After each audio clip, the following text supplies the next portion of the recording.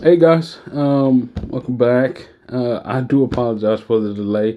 I just want to throw this out there. I am in my brother's house. There are kids. If they come up, or if you hear any sounds, that's what that is. Um, but I do apologize for the delay. I actually was recording and trying to upload, but turns out the format of the video was causing some issues there, so I apologize about that. So what this video will be is pretty much a recap of the orientation and how that works.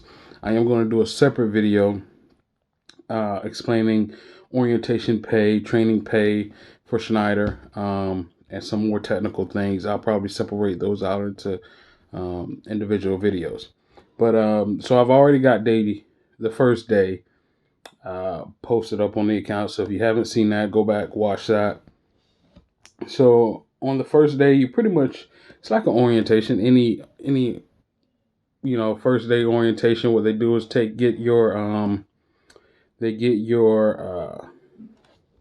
license, they have you sign your tax papers and they get all that straightened up, and you sign papers away. You get boots and your vest. You get all that on the first day. And then you go through, um, just some basic information about how the program is going to be and how it's set up. On the second day, that's when we start to get a little bit more technical. We actually start going over logs, paper logs. As a driver, you have to have logs, whether it be electronic logs, or if that's not in operation, then you definitely have to have your paper logs. You have to have paper logs on your truck anyways, whether or not you have electronic logs. Because if your electronic logs go down while you're out on the road, then you of course have to have a backup, and paper logs is what the DOT officer will look for.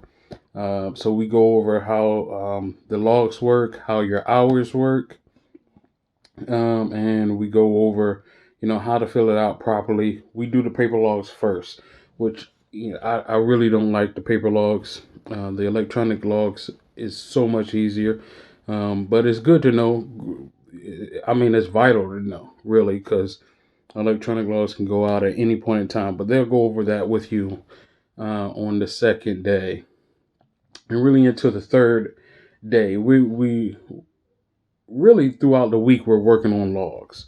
How we're working on logs, how to complete those, how to do pre-tripping, not pre-tripping, pre-trip planning. Pre-trip planning or trip planning is what you do. All right, so you get your destination or you get your load, right?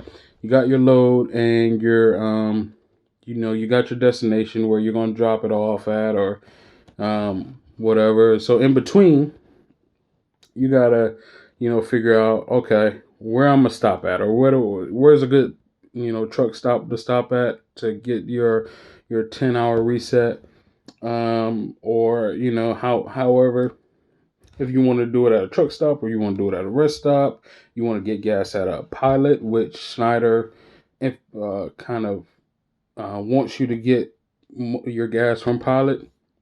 Of course, you can at other places too, but um, they want you to get it at Pilot, and you get points and rewards for doing that. They have some kind of deal with Pilot to get your gas, but that's another story. So you pre-plan your trip out. You're going to stop here. You're going to eat there. You're going to take your 30 minutes at this time. And so we're learning. We were learning about how to trip plan, and that was very, very informational. So we did that, and that was so from Monday to Thursday. What you do is you're in a classroom. They take you into a classroom, um, and this is now I came in with just my CDL permit. They had classes for people who had just their CDL, no experience. They had classes for people who had their CDL with experience. And then they had classes for people that were wanting to be an owner operator. They had another class separate somewhat for people that were doing it was like a class after everything for people who were doing flatbeds, who are on dedicated accounts. Some dedicated accounts require you to know flatbed, and flatbed require extra experience. It's just or extra training, and it's just a little like 1 day thing. I think not even maybe like a couple of hours. And so we had some people that were in that class because they signed up for the dedicated. I signed up for over the road regional, um, and I think it's 37 states. So I don't per what I signed up for. I won't go farther west than Arkansas, and I won't go farther north than New York. I won't go into New York. I won't have to go into New York.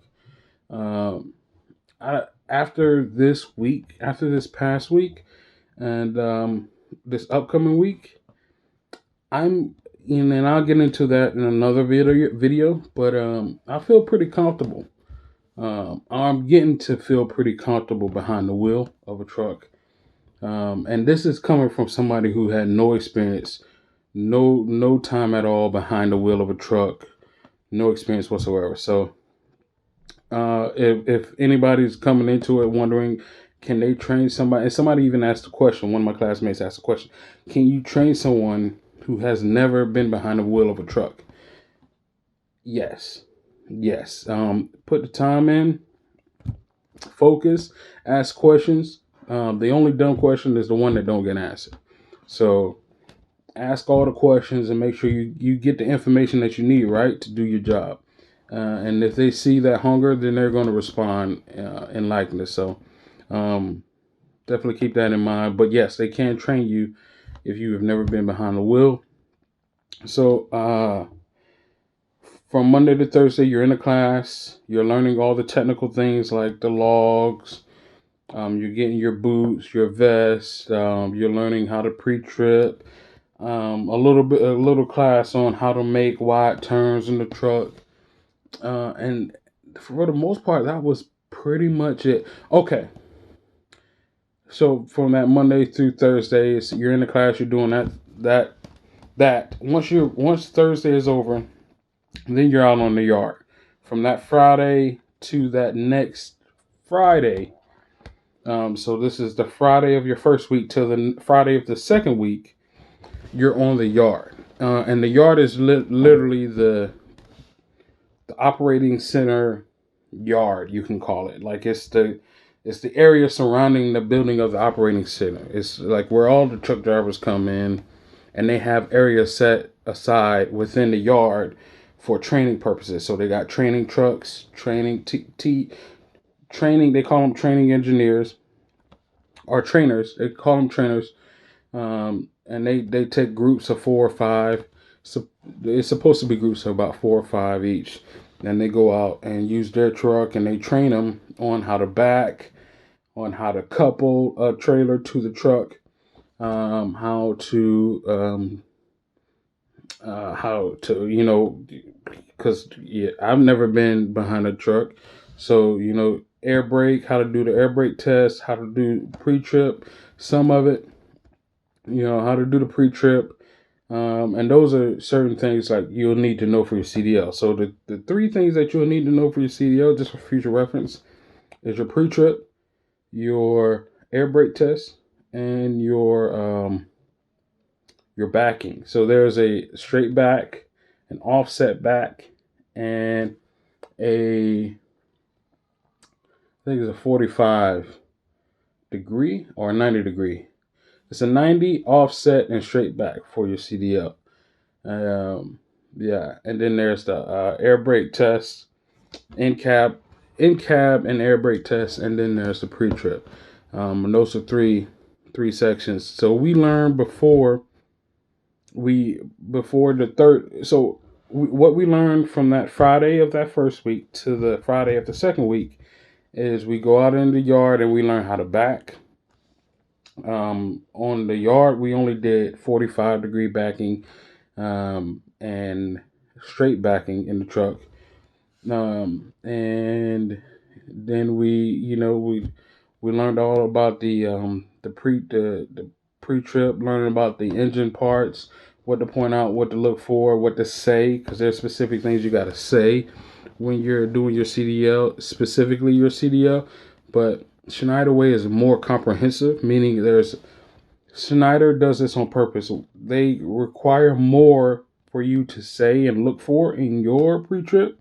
So when you get the CDL tester is actually looking for maybe 2 out of the 14 different things you say to pass. And so, you're just naming stuff off. This is the air compressor. This is the engine part. This is the engineer intake or whatnot. And they're only looking for 2 things, and you've already listed all 14 things. Got it. And it's just to make you more prepared. So I think it's smart to kind of like require more than what's required. I think it's smart. It's very beneficial. I learned it didn't take any time to get it down pat, because once again you got to ask those questions. So once you get on the yard on that first Friday, that's what you're going to be doing. You're going to be learning the engine parts. I don't think some people got to drive on that first Friday, and what they'll do is just take you around the yard. Literally, the yard is, I mean, it's about the size of maybe like 4 football field. Well, I'm at the Charlotte OC Operating Center, and it's about the size of 4 football fields. Put together in a square, so it's a pretty good size. And they just take you around the yard, do some slow maneuvers in the truck to kind of get you, what it feels like to drive a truck or be behind the wheel. They're very, stern and strict, because you're driving without any load, already about 20 to 30,000 pounds. So, so that's a lot of responsibility in your hands. So they're going to be strict with you, of course, and you want that. You want them to be strict with you, to understand. But that's what we did from the first Friday until that second week Friday. We were in the yard doing backing. They would, on that Monday, they take you out, or at some point during I'm not going to give you specific days because it could differ, but this is the overall general plan, I think. So once the second week really begins, on the Monday of the second week, they took us out to actually drive. So we drove out into Charlotte. It was I did 20 miles. I drove for about an hour, and it was scary as heck. I'm not even going to lie. I was scared. I was terrified. But once you start to get comfortable with it, and your conversation, talking through what you're doing, explaining what you're doing, and asking all the questions. Once again, asking questions is very instrumental. It'll help you become more comfortable, and I think that's what happened with me, because I was just asking questions, telling them, "Hey, should I do this?" Or asking them, "Should I do this?" And telling them, "Hey, I'm about to do this. Is that right?" And he was just responding. So I had a good couple of trainers, because we had an issue where a couple of our trainers got taken away, I think because of medical issues. So we actually got combined with other groups, and so we didn't get quite as much training as other groups that came before us got, because now they had to deal with not 4 or 5 people per group, but sometimes like 10 people or 15 people per group. So it was a little bit hectic, but I think they got the job done. So on that on that second, after the classroom, you get the back, you get to learn the pre-trip, you get to drive, you get to behind the wheel, become more comfortable, get to learn how to couple and uncouple. You get to learn about sliding your tandems, what that entails. They give you this thick book, Schneider does. It's called I think Path to Success or Highways to Success or something like that. And it literally tells you everything you need to know. I mean, it's a Bible. Literally. So if you have a question, it's in that book. But sometimes it's better to ask a person a question, right? So, I mean, that's what they're there for. So, yeah, you have the book, and I encourage you to read that book as much as you can. So I know, like, when I got back to the hotel, I was exhausted. Didn't have any time to look at the book. until that next morning. But maybe you do. Maybe you're a late night sleeper and you have time to study. I encourage it because it has all the answers for you. They give it to you, use it, and they encourage you to use it as well. But so during that second week, that's what we did. We was out on the yard doing work within the truck and learning about the truck and how to drive and how to, well, not how to drive, but, well, I guess getting comfortable with the feeling of being behind the wheel. Your third week is where you actually kind of, you go out on the road for 2 weeks. Now, this is the way it's supposed to happen. Not everybody gets picked. So on the first week, I'm gonna just say the first week. Forget about the Friday, although it starts on Friday. The second week starts on that first Friday. I'm gonna just say the first week is the classroom. The second week, you're out on the yard doing the backing, working with the truck, learning about the parts and things. The third week and the fourth week, you're supposed to be, according to the Schneider, let's say, curriculum, out with a trainer. And that trainer, you can be going on a couple of loads, or you can be going on one long load. But it's supposed to be anywhere from 10 to 14 days, depending on how well you're doing. Well, my trainer is on a Target dedicated account. That means he's a Schneider employee driving only for Target. And he goes to the Target DC on Monday, pick up the load, take it to the take it to the store in Virginia, comes back on Tuesday. Do it again on Wednesday, comes back on Thursday. Do it again on no. Do it again on Wednesday, come back on Thursday. Do it again. How does it go? So he leaves Monday, comes back on Tuesday. Leaves Wednesday, comes back on Thursday. Right? How it's 3 times. It's 3 times. I don't know why this is bothering me, but he goes up to Virginia 3 times per week. He's off on Friday afternoon, and then or wherever he gets back, and then he's off Saturday. And he goes, oh, okay, so that's why he leaves on Sunday. He comes back on Monday. Leaves on Tuesday. Comes back on Wednesday. Leaves on Thursday. Comes back on Friday. Whenever he gets back on Friday, he has that rest of the day off. Then he's off Saturday, and then it starts again. So what we were doing, that's an 800-mile back and forth trip. So I actually went with another person from my class because they're short on trainers. Schneider has been getting, I guess I wouldn't say imploded, but they've been a lot of applicants. So one of the things, that's why they say you might not get matched up with a trainer immediately. Or if you do, you might have to go with someone else, like from your classroom, which is fine. Like, we've been having a blast talking. So what we've been doing is switching it up. One person driving up, and then another person driving back, or one person driving 4 hours of the trip, because it takes 6 hours, not counting the break, the 30-minute break or breaks.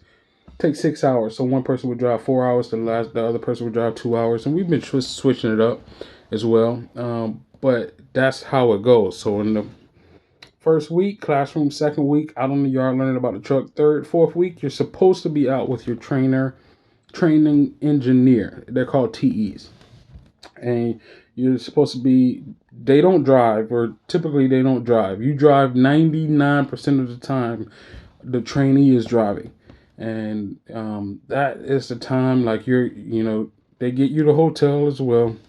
If you don't have a car, they'll pay for your rental. They'll handle that your recruiter should handle that, or I guess I don't know what you would call it. I guess the logistics person at OC would handle that. If you need to fly out to meet your training engineer, they would pay for the flight to do that, and then pay for your flight back. And yeah, so they're very prepared that way. But once again, like, you might not get matched up with a training engineer, but if you do, that is the time to ask all your questions.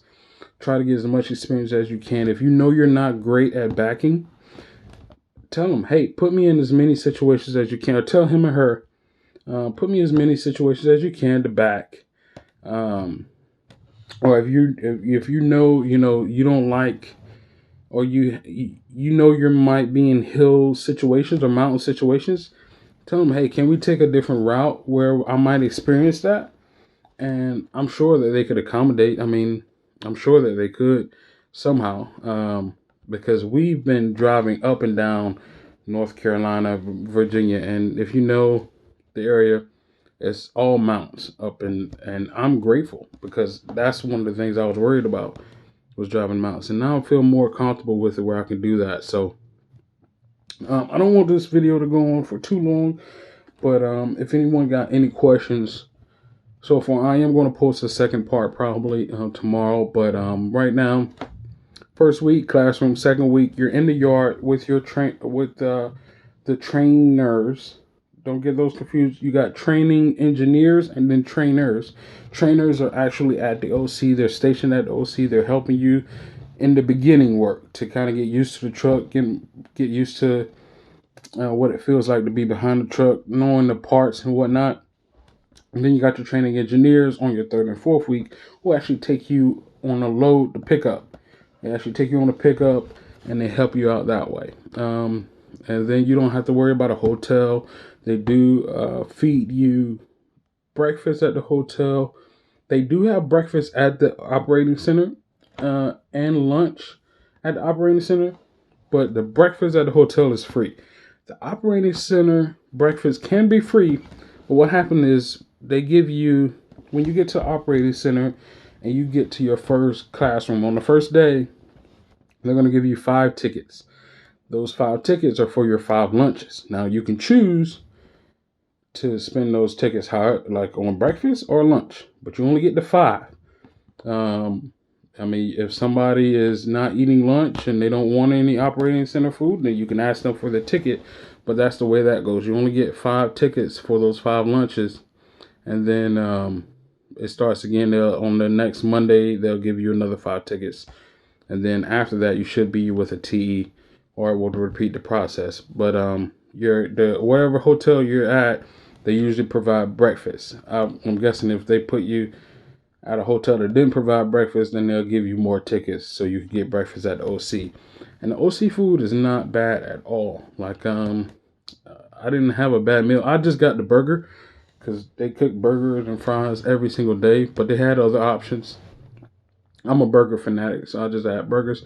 But they had, comfort food, pasta, and steaks. Yeah, you could order anything you want. The burgers, I mean, the food, the OC food is not bad at all. The breakfast is great, French toast and things like that. Eggs, sausage, eggs. So it's really good. But yeah, so I'm going to stop this here. If you got any questions, please put them down in the comments, because I want to know what you want to know, and I can go into more detail than trying to throw things at the wall and see what sticks. Sorry that it was a little bit longer of a video, but I hope this helps anyone coming into Schneider, and look forward to hearing from you. Peace.